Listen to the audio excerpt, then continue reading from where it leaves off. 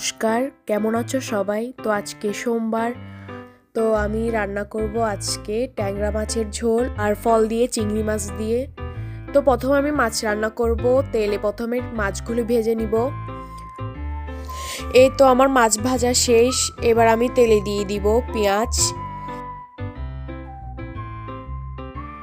পেঁয়াজগুলো হালকা ভাজা হয়ে গেলে এর মধ্যে দিয়ে দিব টমেটো, আদা বাটা, হলুদের গুঁড়ো, মরিচের গুঁড়ো, ধনে এবং জিরে গুঁড়ো একসাথে দিয়ে ভালো করে কষিয়ে নিব।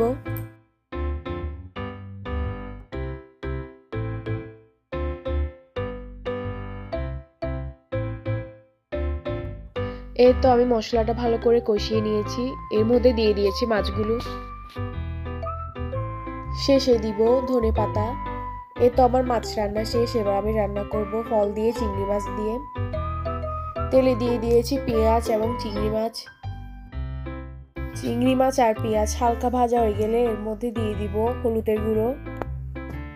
এরপর দিয়ে দিয়েছি কেটে রাখা ফল, লবণ, আদা বাটা, হলুদের গুঁড়ো, মরিচের গুঁড়ো, ধনে এবং জিরে গুঁড়ো আমি একসাথে দিয়ে দিয়েছি।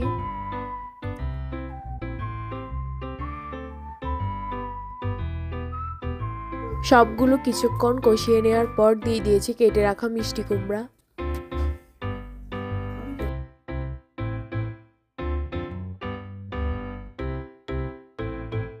শেষে দিয়ে দিয়েছি ধনেপাতা, কাঁচামরিচ। এ তো আমার ফল দিয়ে চিংড়ি মাছ রান্না শেষ। তো ভিডিওটা তোমাদের কেমন লেগেছে অবশ্যই কমেন্ট করে জানাবে এবং ভিডিওটা ভালো লাগলে অবশ্যই একটা লাইক। দেখা হচ্ছে নতুন একটা ভিডিওতে।